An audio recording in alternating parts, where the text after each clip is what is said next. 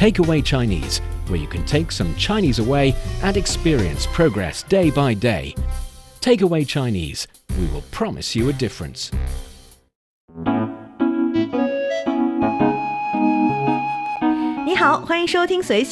Welcome to Takeaway Chinese. I'm Niuniu Honglin with Steve Hatherley in the studio. Hello, Steve. Hi, thanks for having me back again.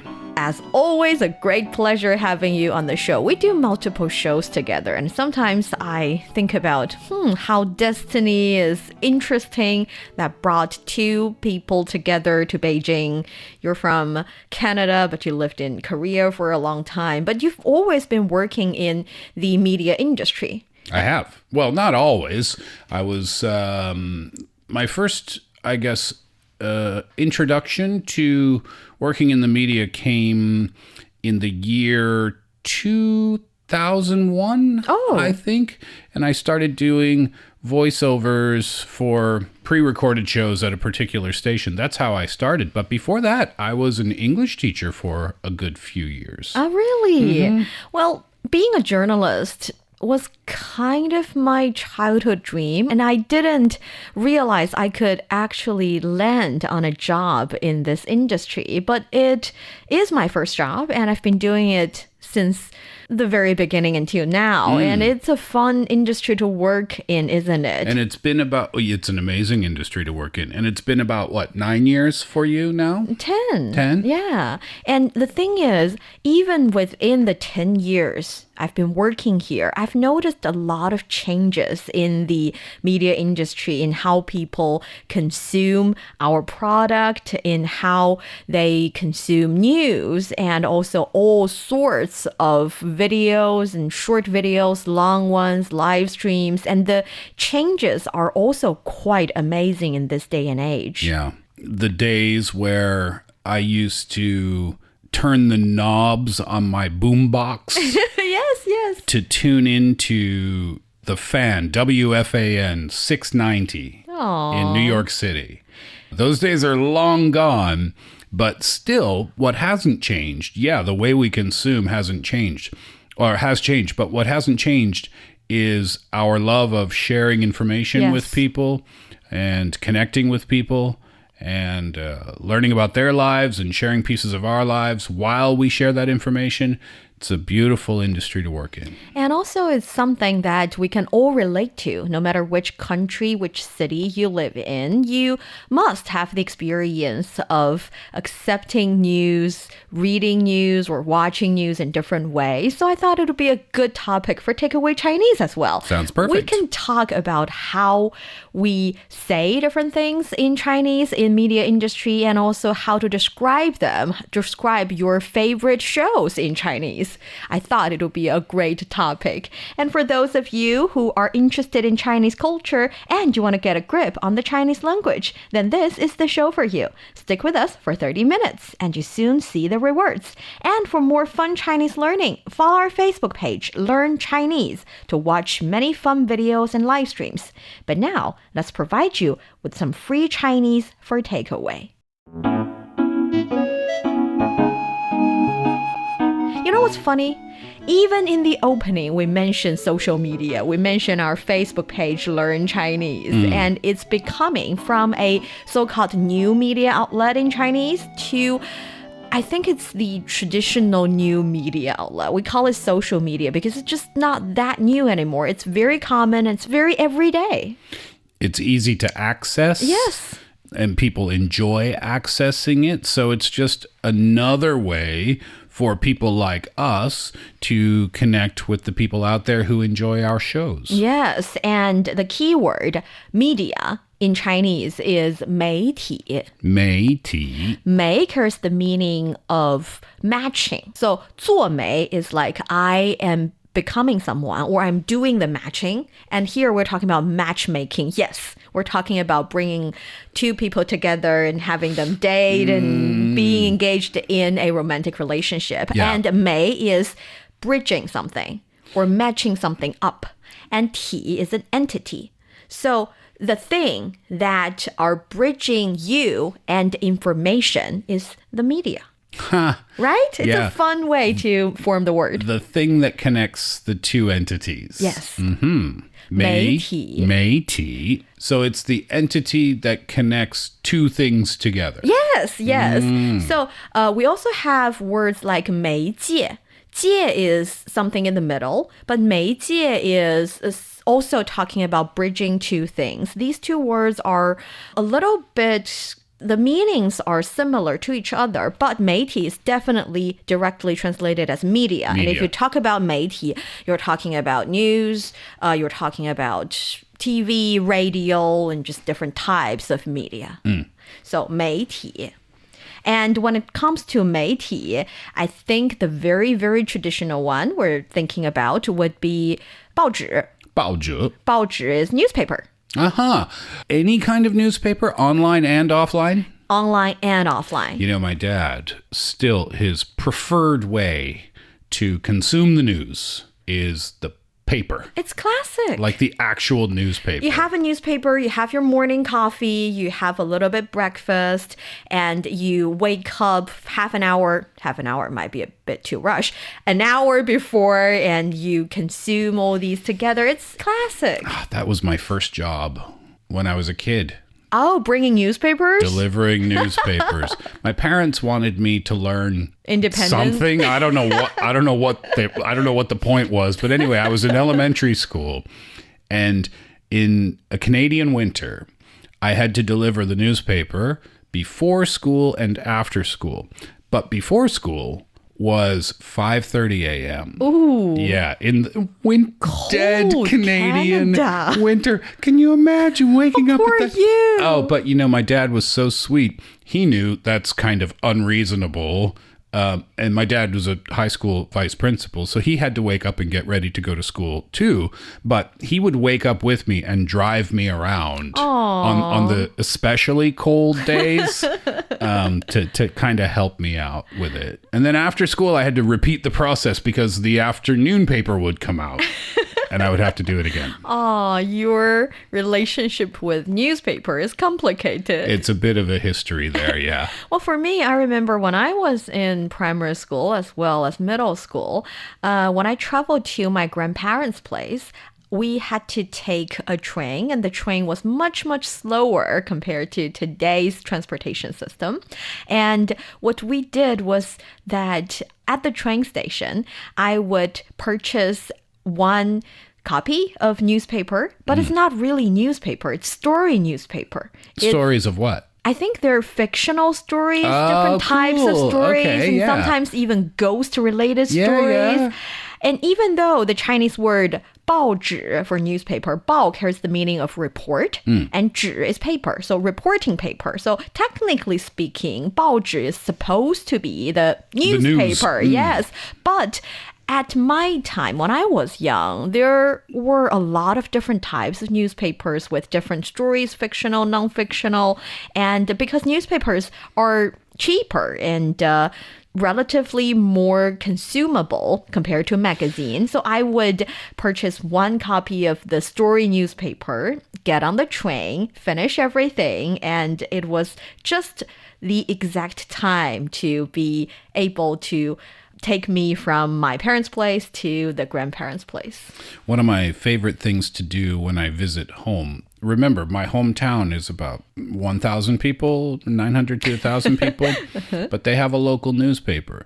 One of my favorite things to do is to read the local newspaper because anything can be news. And the last time I was home, I was laughing so hard because there was a story in the newspaper about a family's grandson had returned home after a long time not visiting, and the family was celebrating by going to the theater and go out to dinner. That was in the newspaper. Oh, isn't it lovely? Amazing. For the community to know. Oh, we cover all these, major world news stories all the time, but yeah, Tatamagouche, Nova Scotia, that makes the front page if grandkid comes home for a while. That is so lovely. Isn't it, though? And at the same time, when I grow older, I moved on to magazines because one copy of newspaper is just not enough to kill the time. I want a bit more. And we know magazines have more pages and more stories. How do you say magazine? 杂志.杂志. Perfect. 杂 carries the meaning of a little bit this, a little bit that. So a lot of different varieties. Just like a magazine. Yes. And 志 is the noun kind of character in the word. 志 is a little book of something. So 杂志 together is a magazine with all sorts of different stories in it. Sometimes even, pictures and advertisements. Yes. Jokes. You remember comics. Did you have these in China? The advertisement, like a perfume advertisement, and then you scratch part of the page, and then you could smell the page. I've never seen anything like this. Yeah. Sounds cool. Yeah, it is the first couple of times, and then you're like, whatever. But it's kind of cool. It was quite common with perfume advertisements because that was their way of showing what their perfume smelled like. Oh, 杂志. I remember for my generation, every boy and girl would have one of their favorite type of magazine. Some of them are literature. Some are sci-fi related or just science and technology. Some people like geography. Some people enjoy romantic stories. And these can all be found in magazine. And one thing you can do is also to 投稿. 投稿. To submit. 投 is to throw something in, to submit. And 稿 is a article. So you throw the article in the box of the editor to see if they like it. Oh, right? okay. 投稿. 投稿. And if they liked it, they will publish your article, and that would be a moment to brag. That might be the greatest moment of your life at that time. Yes. Well, you can do that with 报纸 too. So together we call it print media in English, and in Chinese we call it 纸媒. 纸媒. 纸 is paper. 媒介媒体. So 纸媒 together is printing. Print media. Print media. Magazines, newspapers, comic books. Comic books. Would that count? I don't think so, because I don't think it's exactly a media. But I know what you mean. And after that's something you'd find in the newspaper. Yes. The little comic section. Yes. And after that, of course, radio. We love radio. We certainly do. And radio in Chinese is 广播. 广播. 广 is broad. 播 is to broadcast. 对, to cast. Literally broadcast, because you cast it, and if it's broad enough, like, our radio, it's 广播. You throw it out there like a fishing net. And see who's in the net. Exactly. 广播. 广播. I think in my day and age, we also call it 收音机. I want to share this because it's a cute name. 收 means to receive. 音 is sound or voice. And 机 is a machine. It's the machine that receives the voice. And in the word, it forgets about the fact that it also makes the voice. But the idea is it accepts the wave and then make the sound. So it's accepting the sound. 收音机. 收音机 would not be the form of media, radio, but the actual physical object. Yes. The radio. Yes. I loved little radio, and I listened to all types of entertainment in the radio. And I remember vividly when I was in primary school, grade 1, I took my very first test. I'm not really sure if you know about Chinese students, Chinese kids. In my first grade, everybody's score of their very first exam was about 98 out of 100. Mine was around 70 something. We were learning pinyin, and I'm a little bit careless when it comes to details of the pinyin. I didn't write them perfectly, and my punishment from my parents was that they took away my little radio. Oh, that's a severe punishment. It is. They thought it was the reason that I didn't study well. I earned it back at the end of the semester, but it was a cute memory. I remember being amazed. And again, this is the boombox I had when I listened to that show in New York City. I used to listen to that station because they talked about my favorite baseball team, the New York Yankees. And I remember being amazed that I listened to these two people talk about something that I enjoyed, but I don't know who they are. I don't even know where they are. I mean, which room, you know what I mean? Which room they're in, what color the walls are, where in New York City, that I have no idea. But yet I can still be miles and miles and miles away and still listen to them. And they have no idea that I'm out there listening. I thought, this is magical somehow. And now I love it when we receive messages of people listening in the United States or Australia or Africa. I mean, it's just mind-blowing to me, and it makes my heart feel so warm that we hopefully can have an influence on someone having a good day or not. Maybe just a little part of a good day. By sharing information and telling stories. I continue to have that same mind-blown feeling today that I did when I was a kid. At the same time, we see the communication started to be both way. Previously, it's so hard to talk to your favorite radio host, to let them know that you're listening, you're having an opinion about what they're talking about. But now a simple email would do the job. And I think that is also the trend in today's Chinese media consumption market. That is, more and more people started to realize that they have a voice and it's not that hard for them to make their voice heard.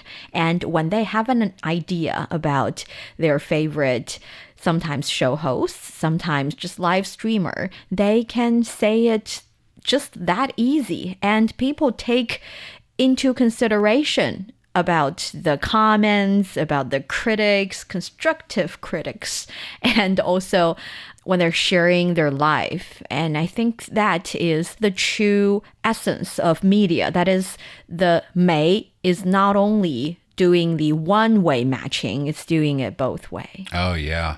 I remember when I was doing a show in Korea, I got a gift once. My producer told me, oh, this gift came from you. One of the listeners sent it for you. And I said, oh my gosh, really? That's amazing. And it was in this box, and I opened it up, and it was a book that the listener had sent me. And the title of the book was How to Be a Better Person. Oh, I'm sorry. I died laughing. It was the best thing. And I obviously never read it, but it was a sweet gesture.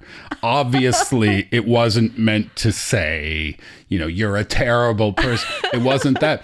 I think on one episode we were doing like self-help topics and stuff like that. And it was just in response to that. Okay. And it was a very, very sweet thing, but I'll never forget that. It just made me laugh.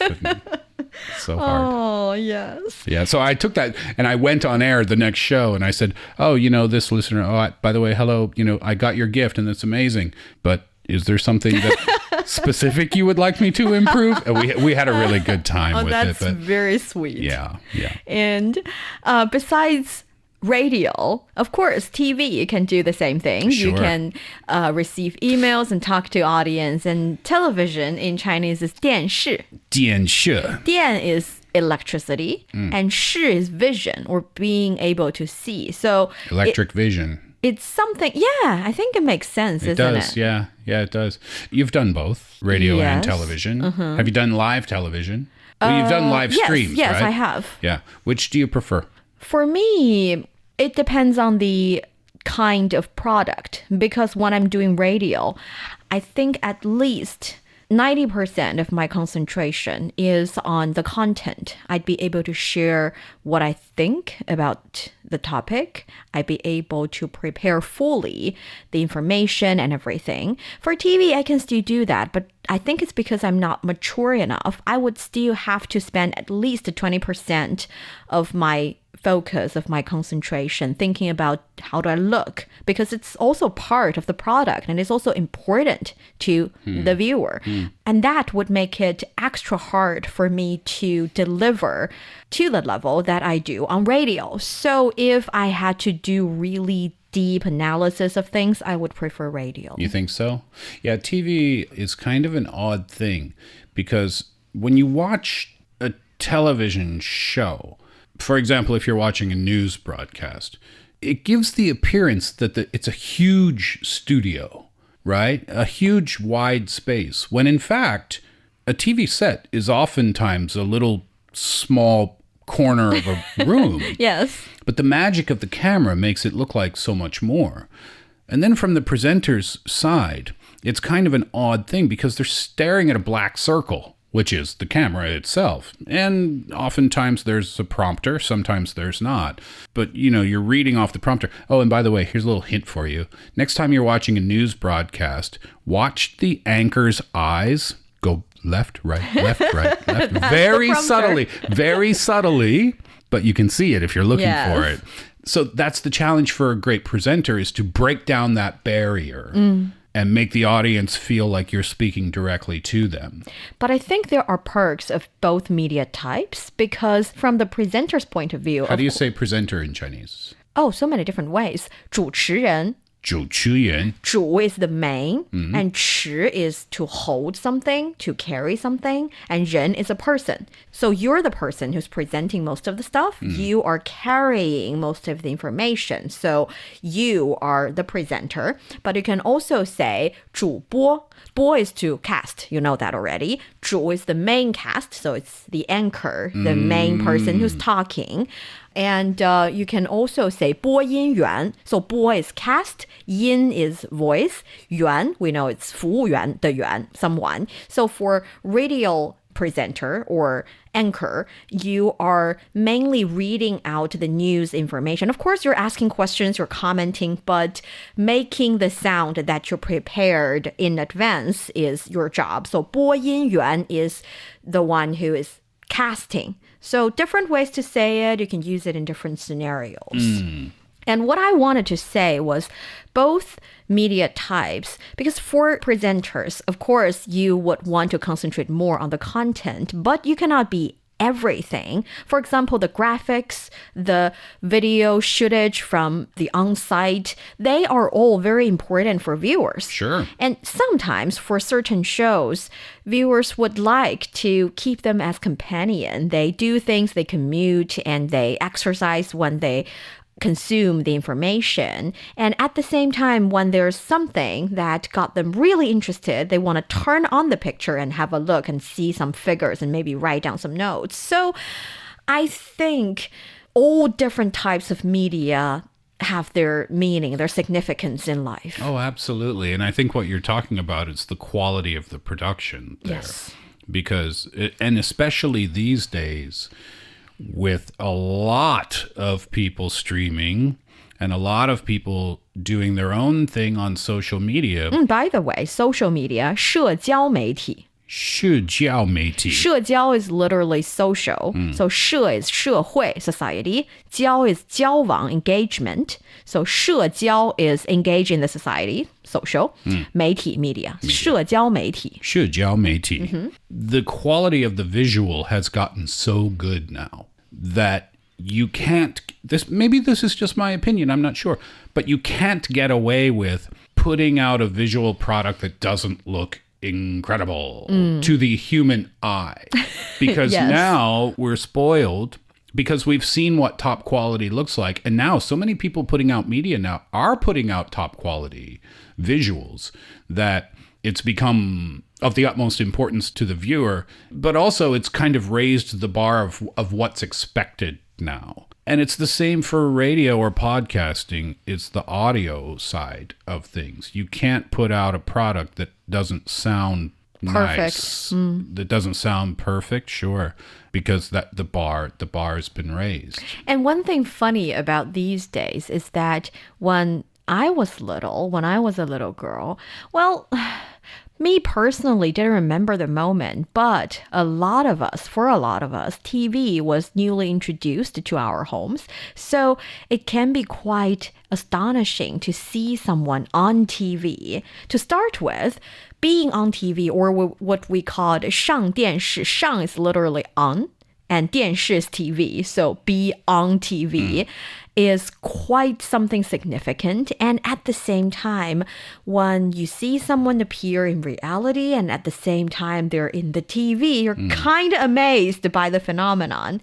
Yet recently I watched a video of I think 3 or 4 year old saying that, well, the mom tried to ask him whether or not it's something that made him feel quite astonishing as well to see his dad being 上电视 on TV, but also appear at home.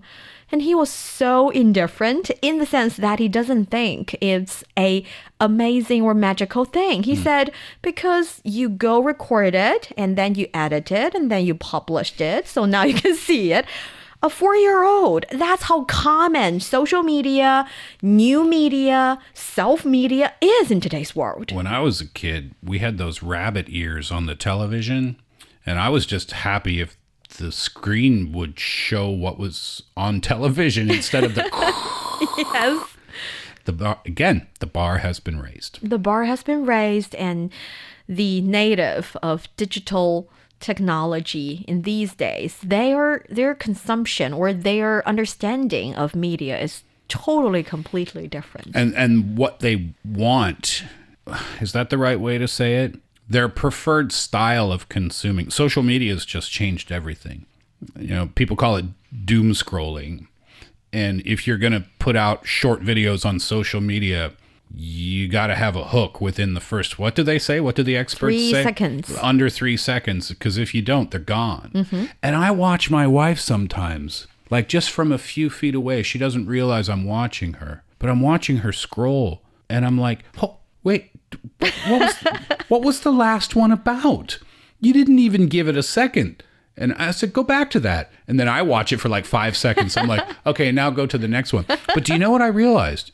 It's like flipping channels on a television. Yes. It's exactly the same. Yes. Because when we used to flip channels on a television late at night, if you were up watching TV, you would do the same thing. You'd flip and you would know immediately whether it was something you were interested in or not. And if not, on to the next channel. It's exactly the same, except you're doing it with your thumb on the screen of your phone. So I guess it's not that different after all. So the conclusion to our conversation is nothing's changed.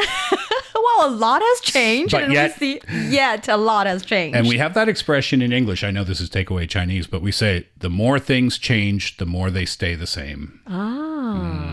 We have 以不变应万变, using what's not changed to deal with the challenges that's changing quite a lot, the problems that are always changing. So 以 is with, 不变 is no change, 应 is to deal with, to work with, 万变 is 10,000 types of changes. And I think this works in media industry as well, because of course we think about the kind of trend. We're looking at more short videos. We do not like longer ones. We love live streams, especially those that allow you to engage with your audience in real time. You answer the questions on spot.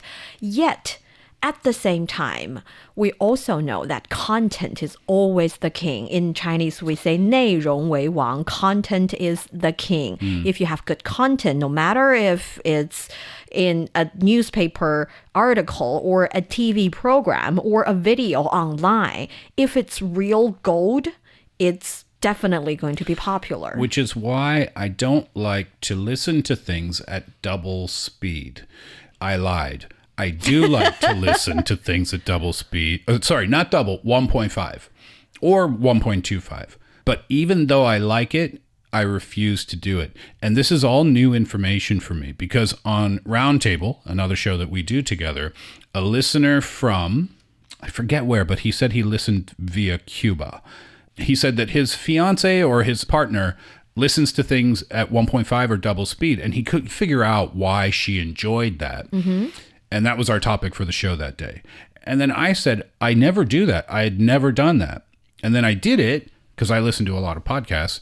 I did it and I realized it's hard to go back. Well, I didn't enjoy it per se because I want to listen to them talk in the way that humans actually speak to each other and the time that it takes them to reply.